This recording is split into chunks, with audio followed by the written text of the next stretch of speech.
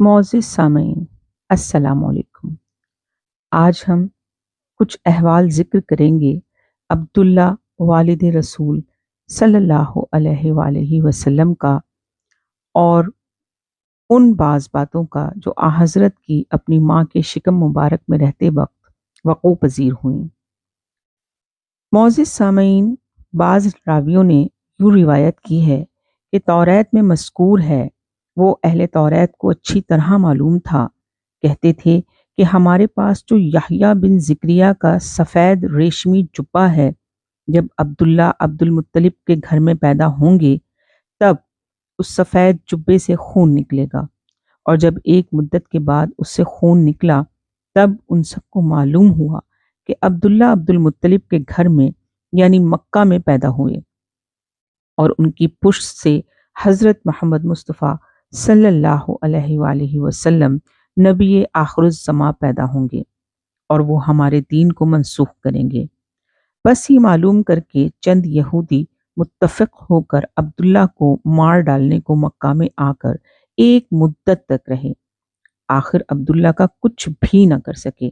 اور سخت ہزیمت پا کر یہاں سے شام میں جا بسے، اور عبداللہ بڑے ہوئے تب کبھی کبھی مکہ سے نکل کر میدان کی طرف سیر کو چلے جاتے تھے، اور اس میں یہ دیکھتے تھے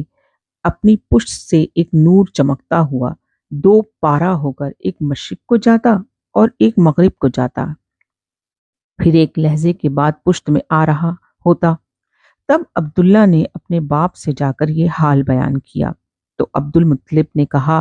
کہ مدت ہوئی میں نے ایک خواب دیکھا تھا کہ سلسلہ نوری میری پشت سے نکل کر چار حصے ہو کر چار طرف گیا، اور ایک حصہ طرف آسمان کے اور ایک حصہ طرف زمین کے، اور ایک مغرب کو اور ایک مشرق کو، اور پھر کچھ دیر بعد ایک درخت سبز بن گیا، اور ایک شخص کو دیکھا کہ نہایت پاکیزہ اس درخت کے پاس کھڑے ہوئے ہیں، تو میں نے ان سے پوچھا تم کون ہو؟ وہ بولے میں پیغمبر خدا نبی آخر الزمان ہوں۔ یہ سن کر میں خواب سے بیدار ہوا اور صبح کو جا کر کاہنوں سے اس کی تعبیر پوچھی۔ انہوں نے مجھ سے بیان کیا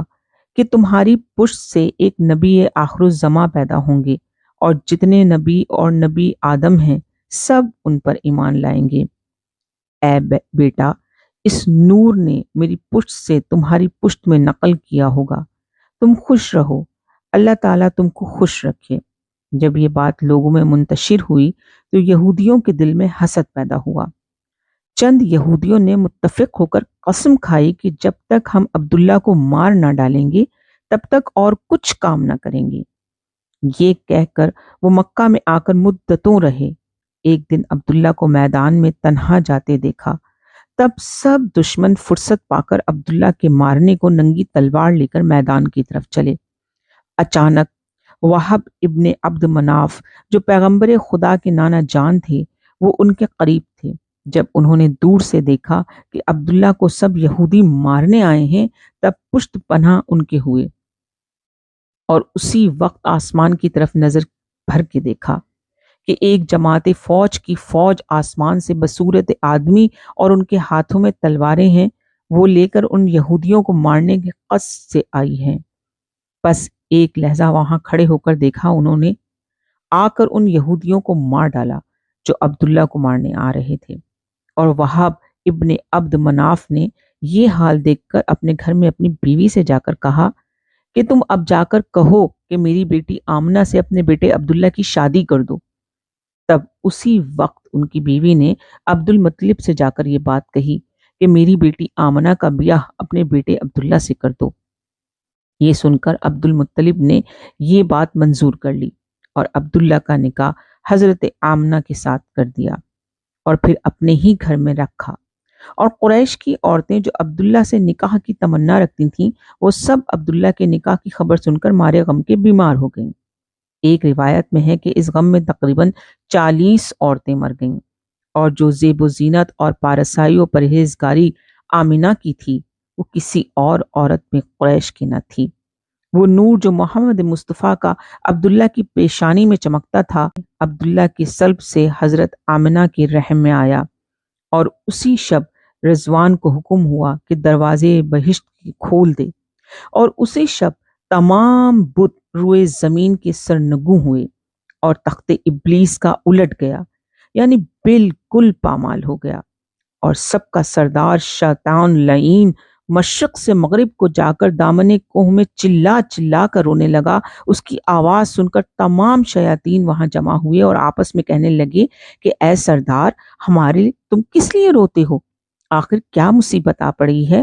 وہ ملعون بولا کہ اس سے زیادہ اور کیا مصیبت ہوگی کہ اب تک محمد آخر الزماں کا زمانہ نہیں تھا اور اب ان کا ظہور بالکل قریب ہونے والا ہے، اور جب وہ پیدا ہوں گے تو سارے جہاں کی مخلوق ان کے تابع ہوگی، اور پھر دین ان کا قیامت تک جاری رہے گا، اور ہمارے ماننے والے خداؤں کو یعنی لات و عزا کو باطل کرے گا۔ تمام مخلوق مشرق سے مغرب تک مسلمان ہوگی، اور ان کے ہی واسطے خدا تعالیٰ نے ہم کو بہشت سے نکال دیا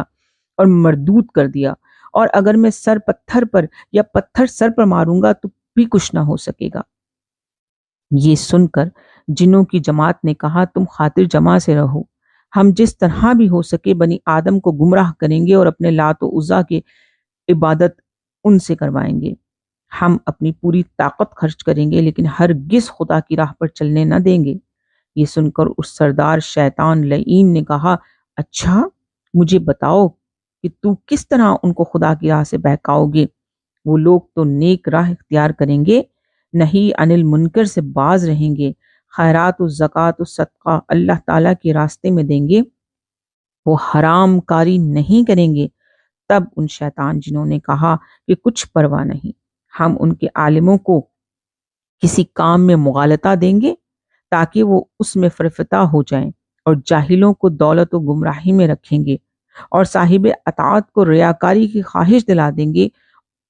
پھر سردار شیطان نے کہا جب وہ علم اور زہد میں مستغرق ہوں گے